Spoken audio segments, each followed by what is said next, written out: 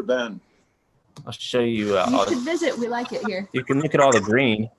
I don't know if you can see all the green on the trees and stuff, but we're in full swing. Mm-hmm. Okay. Yeah. You guys had some freezing down there. Was that in your part of Texas? Yeah, it was everywhere. Yes. Oh my goodness. I couldn't believe it. I said, them poor people. I stopped and I prayed right there in the spot. Thank you. We needed all the prayers. We got about. Oh my goodness. That's, you know, you guys don't see it, you know, so you don't expect it. The issue is we got an inch of sleet the day before the snow, so it was just it wasn't snow, it was ice. Wow. And so it pretty much stopped everything for about a week. Mm-hmm.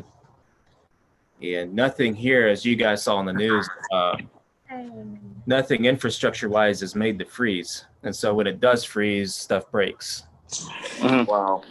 There's actually still churches here that are cleaning up and repairing broken water pipes and ripping out carpet and doing drywall and all that not because they a storm, they had a freeze and everybody lost power, so there was nothing to keep the inside of the churches warm, so the pipes inside the churches broke. Yep. So well, but we fared pretty well. This is me, by the way. I'm the one doing the talking right now. Okay. I'm running my mouth. I'm using my gift, the gift of gab.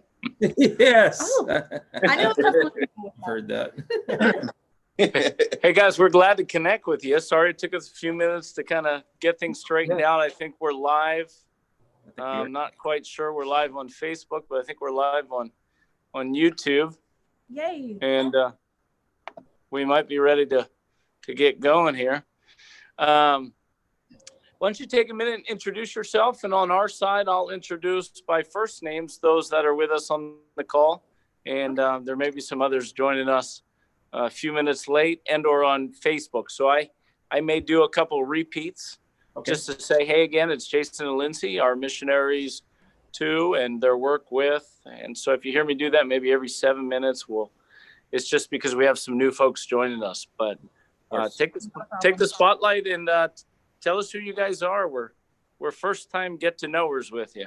Yeah, certainly. We're glad. Thank you guys for hosting this. This is really cool. We've been on a couple of podcasts, but this is the first live video or call it we've done. My name is Jason. This is my wife, Lindsay. Our last name is Goldsberry, and we are nationally appointed missionaries to the Republic of Chile, which is the long, skinny country on the west coast of South America. They have places in the north where they have never recorded rainfall, and in the south, they have penguins. So it's a pretty long but skinny country, and we are reaching young adults through church planting there. We're doing university ministry. It looks a little bit different in Chile than it does in the States because the graduation rate in Chile is 15%. So that means for every one student that graduates, there are 5 or 6 that didn't. And so the way that you have to come in is that you have to do missions. You're not extricating people from culture. You're coming in and being a part of it. Mm-hmm. So you want to add anything to that, babe? No, just our goal is to help build what the national church has already started in Chile, and we want to see Chilean students become the next pastors, the next missionaries, and we want to see them to start going out. Yeah. Wonderful. Well, it's good to meet you guys. I'm Michael. I'm kind of half in the video here. And next to me is brother Kipper. We've already talked some. And I don't know what your screen looks like. I'm going off what my screen looks like. In bottom left, a husband and wife duo there called the River Tribe. We've got Carla and Mike. And we've got a whole family together behind screen that's titled Psalm 127. Hi. And there they are. Hi. Hey, friends. They got all the kids joining, so the kids are listening in, probably ready to fire questions at you. Awesome. Usually do. And so, hey, tonight maybe a little different than what we normally do. And I know some are likely to join us a few minutes later. and are watching from other realms. I don't want anyone on the call to have to wait a while. If there's something that's kind of burning in your mind, or you got a question, just kind of, flag our attention down and let us know what you want to say. Come off of mute and just say, hey, I got a question. So normally we wait till the end. Jason and Lindsay, we're Calvary Assembly. We are in what we call the North Country of way upstate New York. Sometimes Syracuse gets labeled as upstate. We're about an hour and a half northeast of Syracuse, up not far from the Canadian border, and just off of the lakes in the Adirondacks. We love missionaries here. We started the Monday Zoom call probably a little bit close to this time last year, as we knew missionaries were having some trouble getting in churches. So we were still having them through kind of a unique setup with the drive-through. But we started bringing them in every Monday, every week, and getting to hear their stories, their call, their testimonies. So that's our hope tonight, is we are trying to get a glimpse of who you are, where you guys came from, and how the Lord brought probably some very absolutely normal people to a very wonderful assignment. I do have to say, I'm a huge advocate of LAC missions, former myself, and we were just above you in the nation of Peru. Okay. And so we're working the opposite way from you, coming home, and you guys are coming off of United States ministry and heading over there. So why don't we start off tonight? Tell us about your family, if it's just you, if you have any kids, and where you guys are originally from. Okay, well, it's just the two of us right now. We have a 17-pound cat who's running around the backyard now. Wow, so Holstein, and he's fabulous. If he comes close enough, I'll show him to the camera. But just the two of us right now. I'm originally from Bright Lights, big city of Houston, Texas, and born and raised there. Went to school there, and then came up to Huntsville, which is about an hour and a half north, for university, and I got saved in college. Is that Huntsville, Texas, or Huntsville, Alabama? Huntsville, Texas. Okay. Had to separate the two, both very unique cultures. Jason, how about you? Yes, well, I was going to say, I grew up kind of opposite of Lindsay. I'm from a small town in rural East Texas, about an hour from the Louisiana line. And we tell people that we got a blinking yellow light when I was in 5th grade, and they just got a dollar store about 3 years ago now. I don't know about there, not so much there, but down here there's a dollar store about every 10 feet. So they just got one. I'm from the high school I went to, had 90 people in it. My parents were both teachers. Everybody knew everybody in town. All the whenever you had sports at school, all the same people played all the different sports. And so I played 5 different sports in school because it got us out of sitting in class, basically. So in contrast, my graduating class in high school was 810. So yeah, we're from different worlds. We met here in Huntsville at Sam Houston State University, which is here. Sam Houston was the first president of the Republic of Texas in the 1800s, and so that's when you do that, you get a school named after you later. So we are in to kind of give some context. We are in Walker County. You've heard of Walker, Texas Ranger. We live in Walker County. And what Huntsville, Texas is known for is it's known for the university, and it is the headquarters for the Texas Department of Criminal Justice. And so that's kind of the things that everybody here works for the prisons or for the university. But I serve. We're actually, you're right, Pastor Michael. We're transitioning. I was on staff with the Chi Alpha group, which is the University and Ministry of the Assemblies of God. I was on staff with the Chi Alpha here for 10 years, and that's where I met Lindsay. We're a few years apart, so just a couple. So little that's more she graduated and you taught. Yeah, I graduated from Sam Houston and I taught second grade math and science for 6 years. And then after that 6 years was over, I joined Jason on staff with Chi Alpha.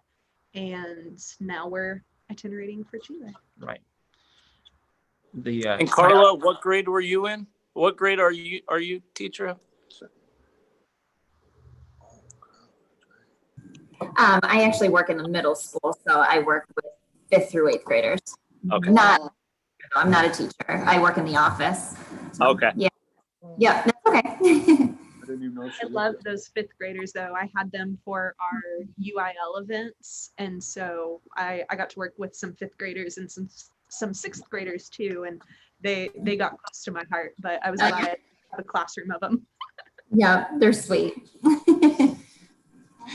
Okay, so you guys met in university ministry where Jason, you seem to have, at least a little more role as a staff. Was that correct? yes. Okay. And then you guys had an opportunity to connect there, serve the Lord. What did marriage and ministry look like as you guys were Oh, wow. connecting after that point? So we dated for about 3 years before we got engaged. Engaged for a year. We've been married for 4.5 years. We'll hit 5 years in July. We made it. And, I was still teaching when we first got married. And I was teaching the majority of our marriage so far. I think it's just the past 2 years that I've been able to be part of ministry with Jason. And so for me, it was always, I knew ministry was in our future. So I tried to make a point to be as involved as I could be while also knowing my limitations because I was in the workforce. So we had our meetings on Thursday nights with Chi Alpha. So for every Thursday night, I was present. I tried to make sure to have a relationship with at least a couple of students. So that way I still kind of had a finger on the pulse of what was going on, but wasn't involved in the day-to-day decision making. So whenever I finally did come in to ministry full-time, some of the students already remembered me and already recognized me because I had made that effort to get to know them when I was still in the workforce. Yeah. Mm-hmm. Yeah, the only thing I'd probably add to that is we kind of had a game plan coming in of what we thought was going to happen, and it's played out pretty much according to what we thought. Praise God. Thankfully we didn't come into this blindly. So the Lord has helped us, given us some grace. Of course, we were both products of university ministry. We did not grow up, neither one of us grew up in church. No. And so the people there are they're our best friends. They're our family. And so it was easy to be connected. It wasn't a far off entity. Which leads me to my next question before we kind of dig in a little bit to find out what brought you from university ministry to university ministry overseas. You both said that you don't have a background, at least in your younger years going to church. When did you come to know the Lord, each of you?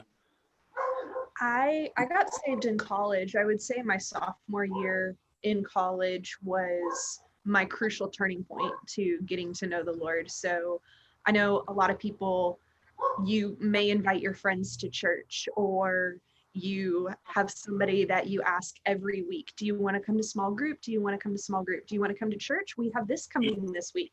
There's a chili cook-off. Like every week you seem like you're repeating yourself and this person's using the same excuses or pretending those excuses are valid. And that was me. I rejected my small group leader twice every week for 6 months. I was running very hard from the Lord. And so for a full semester, she texted me twice a week, every week, just to either see how I was doing or to try to invite me to something. And then spring semester came around and she stopped texting me. She had given me to the Lord. She was like, you've got her because I can't. And I texted her at the end of the month and I was like, is small group still on Mondays? And that was my turning point. And then later that semester, I accepted the Lord. Wow. Wonderful testimony. Thank you for sharing. Jason, yourself? Yeah, I would say, well, like I said, I grew up in a small town. I grew up next to a church. We were separated by a barbed wire fence to the church. And but I avoided it. You know, I avoided it like the plague. In a small town, that's what everybody did. I'm from what they call the Bible Belt. And I just, I saw my friends 5 days a week at school. And then, just didn't want to, you see the same people in a place like Douglas where I grew up, you see the same people over and over. And I was like, I don't see the need of going to church to see the same people I already see. And I was just, like Lindsay said, I was invited, I was pestered by some friends of mine.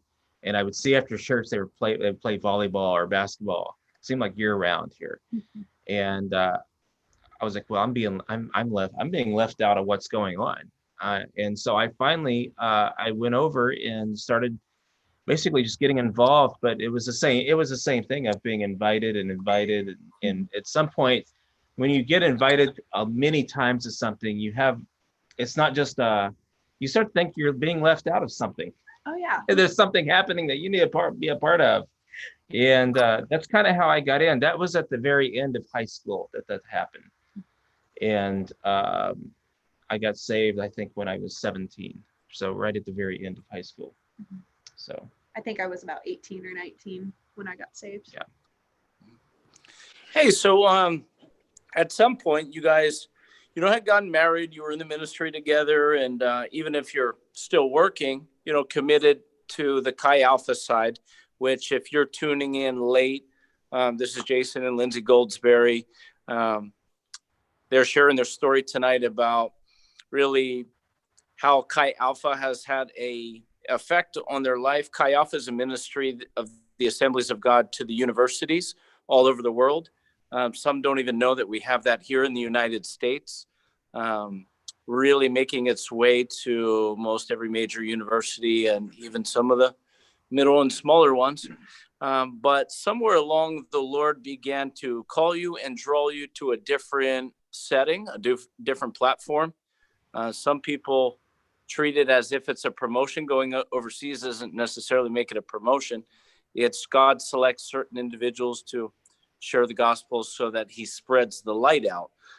For you guys, I'm sure you enjoyed American ministry. What was the draw for you guys where the Lord began to call you to a different setting? Well, I was asked to lead an internship in Chile in 2014 by our campus pastor. And this is important, we have a culture of saying yes to pastors. And if we're asked to do something, our default is no. Our default is actually yes. We're going to do what we're asked. We're going to do what the Lord wants us to do. And so I went. I'd never been. I went for 90 days. I left her at home. We were just dating at the time, and he had invited me to be on this trip, and they were leaving at the beginning of May, and our school year here ends at the end of May. So I couldn't leave my second grade babies for 4 weeks at the end of the school year. So I told him, see you in August. And so I got back. I'd been back about 2 weeks. Mm-hmm. And I was approached again and said, hey, we want you to lead the same internship next year in 2015. Yeah. And, the whole time that he was gone, I had a very sweet friend who was definitely hearing from the Lord now that I look back on it. And she would ask me every time we hung out, would you visit? Would you at least try? Because I am a very stubborn individual, if you haven't gathered from my previous story. And I kept telling her, no way, I wouldn't go. Like, the Lord's not calling us there because he's already set this other thing before us. I'm not going to go visit. There's no point. And slowly but surely, the Lord worked on my heart over the summer. And so when Jason came back, I told him, there's no way you are going that long again unless you take me with you. And I was like, you have a chance to put your money where your mouth is. Looks like we're going back. And so we both went. So my first time in Chile as well was for a 90-day internship under Josh and Myra Renfro. And so I got a chance to not only see Jason's burden for Chile, but I got to see the Lord's burden for Chile. And I got to see where my heart really was, in that there were so many university students who, like me, had a skewed view of who God really was and what religion was. Sorry, what religion was. And Hello, dog. sorry, that was the neighbor's dog. Scared our cat. Good grief. Sorry. Welcome. It's not interrupting at all. It's fine. Yeah. It's actually very friendly. It keeps it lighthearted. Yeah, right. So I got to see the students who didn't realize that religion wasn't this God with looking at you with an hourglass like he would on an ant, but that the Lord wants relationship with us, and that these Chilean students didn't notice that either. So at the end of the summer, there's no heat, no central heat in Chile. There's no central air. Some of the newer places have it, but I was sitting on a very cold day. I said it was the summer, but of course it was the Southern Hemisphere, so it was winter for us. And here's Holstein. I know you wanted this. Holstein. Oh yeah. Okay. Hey, Holstein. 17 pounds. He's a beaver. Good boy. Jump all along. Oh, I'm sorry, kids. Did y'all want to see them? Okay. We were asking about their family structure, and they said, we have a 17-pound cat. And so He's corn-fed. Sorry, that's Anyway. Anyway, so at the end of the summer, I was sitting in our dorm room's study area with several blankets, several hats, very cold, and just ugly crying because I was spending time with the Lord, and he had told me, this will be your home. And of course, through tears, I'm like, this is going to be my home. And in the cold, in the dark, and there is no heat. I have a propane heater, and I have to keep the window open so we don't suffocate. And then the next day we got to spend time with a family that was already living in Chile. And the Lord whispered one more time to my heart, like, this will be your home. And so that's how good God is, like he's going to tell me in the cold, dark study room, this is going to be your home, but he's also going to tell me in the warmth of someone else's home with their kids and their dog running around that this is going to be your home. So that's when I knew that Chile was in our future. Didn't know when, but we knew that Chile was going to be. So that was all 2015. I'll fast forward you guys real quick. We got married in 2016, like we mentioned, and we invited our friends to a wedding, and we invited some Chilean people that we were connected to. And we actually had a student that flew up from Chile to Texas for our wedding, which got our attention. It's 5,000 miles to come up. This guy's never left Chile. He doesn't speak English. He doesn't speak English. We call our half a dozen Spanish speaking friends that we have, and basically signed up and took shifts.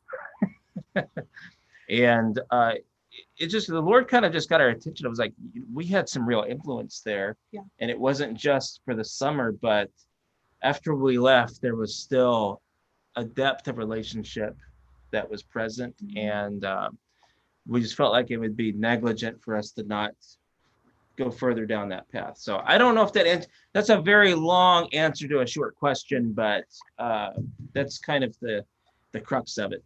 Yeah, that's how we ended up knowing that Chile was on our radar, was because we were asked to do an internship. So you guys, presently, this will be your first term, correct? Yes. Okay, exciting. What is something? Oh, we dropped it here. The earthquake. It was our 17-pound church cat. Mm. So, with that said, for you guys, what was something that you found that each of you that you just loved about Chile? And most here in the States, as you know, we call it Chile. Chile.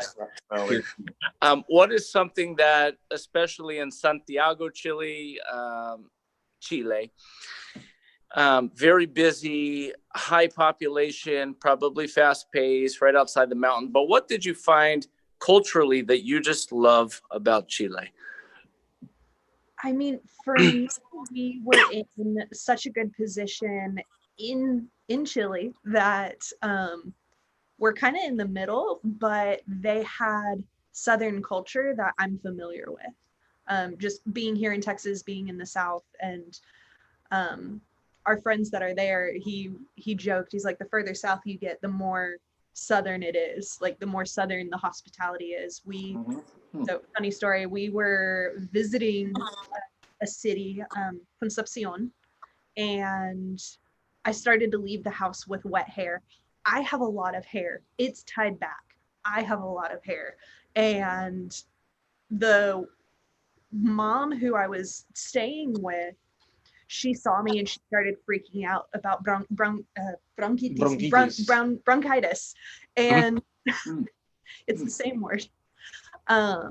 She's like, you're going to get bronchitis if you leave the house with wet hair. Don't you dare go out of the house with wet hair. And so she sat me down and started to try to blow dry my hair. That was the hospitality that we're given. And Chile's a very bread culture. Somebody always has something to eat and we're always sharing. That's something that really stuck out to me with the culture in Chile. Yeah. Community. Yeah. Family culture. Students will live with their families until they're married there in the majority of Latin America. And there's just it's amazing how you can be in a community of 7 million people, yet it's very it kind of has a small town feel to it, even though it's not at all a small town. Right. Yeah. It seems just impossible, but that's well. Last question before we open it up to everyone else is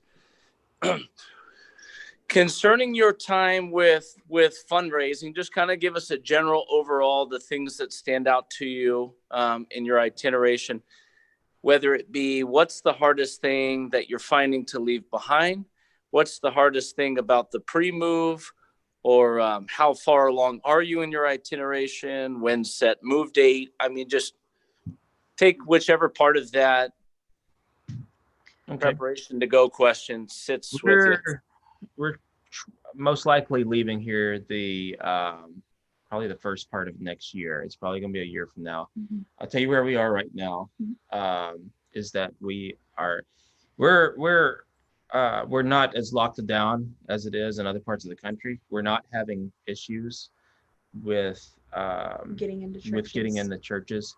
I would say outside, we're in the South Texas district. We have a lot of missionaries there. I think there are 73 that have come out of South Texas. There's kind of a backlog of people that have been here and they've been waiting to get out. And what's happening is that churches just, we are producing missionaries at a faster rate than we are producing churches.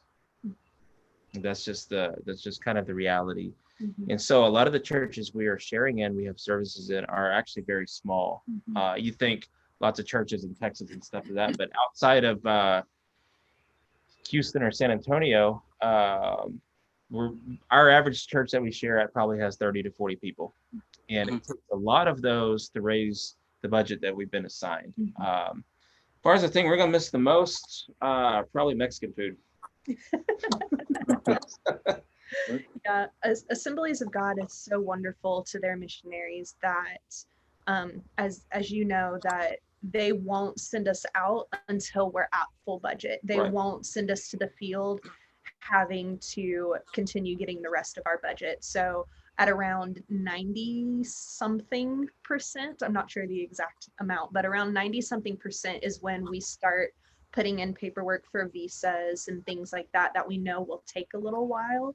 but plane tickets don't get purchased until we're at 100% of our budget. Well, so, yeah, anything, I'm trying to think of anything else that's pre-move. Percentage wise, where are you guys, estimated? 25. Okay. And it's coming, like I said, it's coming along. We're fortunate to have started support raising in 2021 and not started in 2020. right. And we've been, we're driving 3,000 miles a month. We will have preached probably 10 times this month, which is a lot. Yeah. Well, all right, let me open it up to you guys.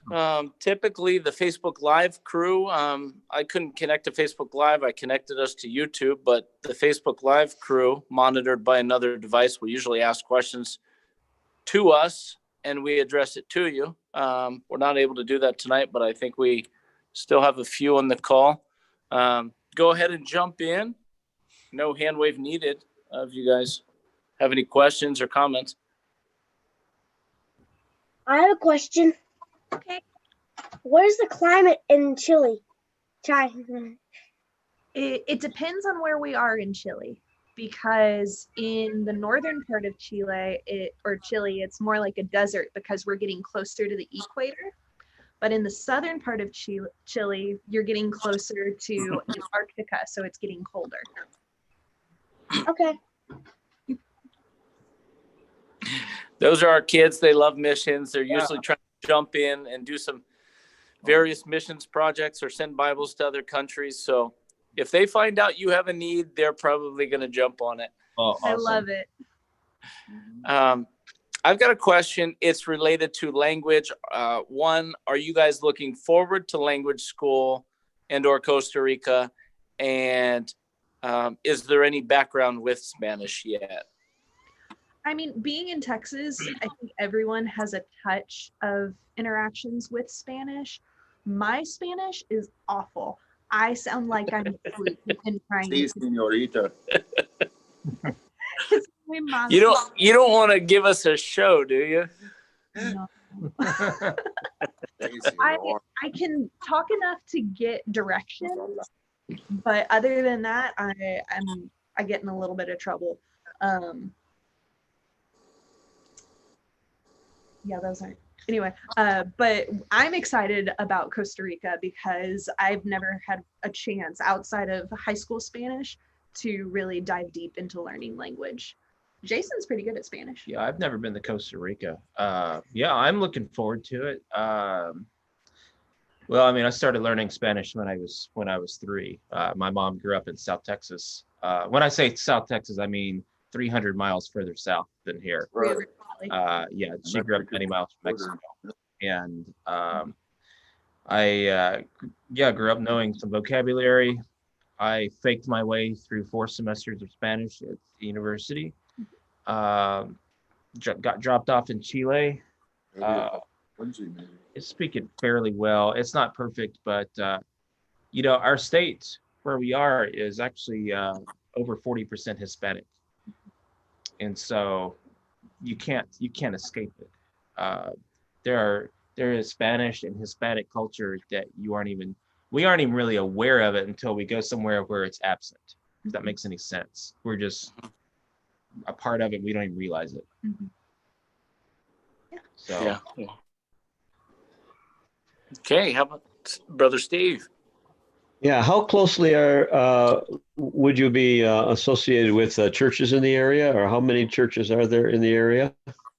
In Chile? Yes. Yes, that's a great question.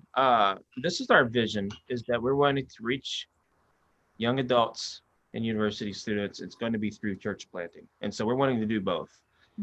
We've actually seen that work here in Texas, of planting a church alongside a campus ministry. We've got some friends of ours that are church planting in Santiago right now. They're doing very well. And that's the idea, is we want to have something that's indigenous, where people are connected, connected to a church. there are some other missionaries that are in Chile right now who have planted a church. So we're hoping to get a few pointers from them while we're there and kind of learn from the lead that they've taken. Right.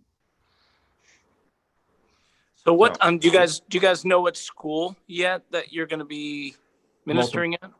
Multiple. Multiple. There's 40 universities in Santiago alone. 40. Yeah. 40. So You said 4 or 40? 40. Wow. So in Chile, a third of the country lives in the capital. If you want a real education and you live elsewhere in Chile, you go to Santiago to get it. Right. And so a lot of those universities, they're not designed the same way our universities are, where there's one big campus and there's dorms and everything like that. A lot of the universities that are in Santiago don't have dormitories. Dorms are where, or for the kids that are listening, dorms are where college students, if they move away from their homes, they can live on campus. And so you don't have that with the university there. A lot of them live off campus or still live with their families and commute in. So some of those buildings, it might just be one building with several floors, and that's one part of the university. And then there's another that's more, as you imagine, American universities, where there's several buildings in one area, and that's a university. And so there's a lot of those one building, several floor universities that we see as well. All right. Anybody else?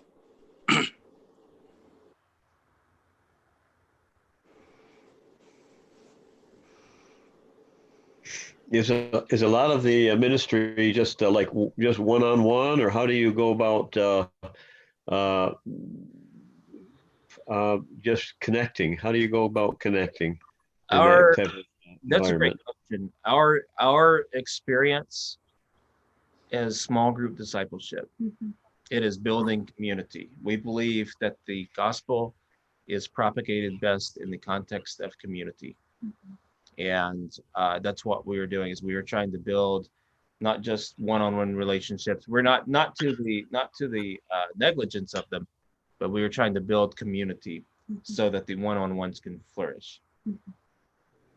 That's what we've done here, and it works especially well in Latin context where it's very communal by default.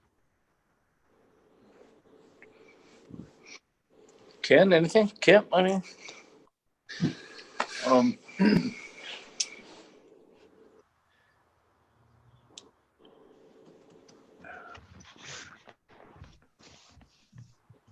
so many things. I can't pick just one. You know what I mean? well, we're certainly excited about your journey. And how much time does Sincel or rather language school buy you? A year or 8 months or 6? Like that, 8 months to a year. I'm hoping that because Jason has such a good background with Spanish that it'll be closer to 8 months, but my heart is prepared for a year. I think it's gonna be a year. It's a good 1 year. Yeah. It's exciting. It's life building, and just the cohesion with the other missionaries there. For you guys, does this feel like this is a life call? Yeah. Yeah. We don't have a plan B. I love that. I mean, this house you're seeing, if you want to buy if you're looking for a house in Texas, I know a deal on one. Wow. So are you guys, you're at the point where you're getting ready to probably sell and or get rid of most of what you got? I think once we get closer to 80%, we'll start selling and condensing. But, there's some things here and there that I'm like, I got an air fryer for Christmas, so I kept the box for it so that way we can put it into storage, so that kind of thing. Yeah, we're slowly getting rid of stuff already. But if somebody shows up with $220,000 for the house, we'll move out of it. It's exciting. It's definitely a fun journey. Yeah. And I'm sure for you guys, very faith building in that fundraising time. Right. I'll extend the same invite to you guys that we do with most all of our missionary calls. We like getting to know you guys on this first, typically 1 hour phone call. Haven't had anyone that we don't like after 1 hour of doing life with them. At the end of that phone call, I typically will say, if you guys have a Sunday that if you're willing to fly in, come in. Again, we're a distance from you, but I believe that we can make it worth it. And in every aspect of that, if you understand what I mean, and we'll come in and make a long weekend or even a half a week of it. We'll take care of the lodging and your accommodations and set up for whether it's Lindsay ministering to women, getting involved in the small groups, as well as the whole Sunday service. We have youth on Sunday night, so you could jump from Sunday morning to Sunday evening. We even have Monday chapel at the local Christian academy. So it's sort of how much do you want to dive in while you're here? But we extend the invite to you. If you have the willingness to come out, we have the willingness to kind of help you on in your cause. I believe we're already scheduled for the 10th of October. We do, right? Yes. Okay. And the only thing we have beyond that is we have a service that Wednesday, the 13th, in Massachusetts, in Western Mass. But we'll be happy to stay through for Monday and Tuesday, most likely. And what's fun for you guys, and I think it's fun for us, is I'm not the biggest fan of seeing folks come one time and then we never see them again. Right. We like to have you back. We like to recognize your faces and remember your stories and get you connected with folks. So when you come in, provided weather's still good, what we'll end up doing is we'll have food trucks outside. So they come to us, we'll set the tables up so that you can just stick around afterwards. People can get to know you. You might get an invitation to go fishing, go four-wheeling, go out on the boat, whatever it is. Yes. But we usually like to keep you around and let people get in the chat with you. And by the second time you come, I think you've already built some relationships and connections with while you're away that some might say, hey, no, I want you guys to stay in our house or stay in the suite with us. So I know you're talking about heading out beginning of next year. We've got you on for October. If Right. it's feasible to come out now and then later, or in October and then several months afterwards, to help your cause, because we know where you're at, just connect with me privately and we'll do that. Okay, that sounds good. Yeah, we'd be glad to come up and scare some fish. In fact, we're looks like we're going to a sectional men's meeting next month. That's what it is. It's fishing. It's guys wade fishing in the Gulf of Mexico here. So we're happy to come up in October. It's still hot here in October, and we've been up to New England a couple of times, and it's you've got all the leaves. You guys are in fall in October. And It's a beautiful time of year to come. We're about a month behind you as far as the fall. We're still into the 90s here, and it's not just the 90s. We've had the 90s for 5 months, and we've had the 10s for 5 months. couple negative. Several negative days. I can barely stand that for a week. I don't know how to do it. Negative 12, negative 10. I'll tell you what we did. I'm thinking about that. But in all seriousness, that's kind of why we're coming to New England. We're coming up for a little over 7 weeks. Is that we did not want to just fly in, fly out, and not invest somewhere. Our heart is to invest somewhere and to go somewhere we wouldn't mind coming back in 3 or 4 years. We've got friends just kind of leveling with you that have raised their budgets. They've been to 14 states. That does not appeal to us. No. That's not our goal. We want to be able to, like you said, make those deep, lasting relationships with the churches that we see, and the people who are in those churches. Right. And so we're grateful for this, where y'all get to see us, and we're excited to see you again in October, Right. if not sooner.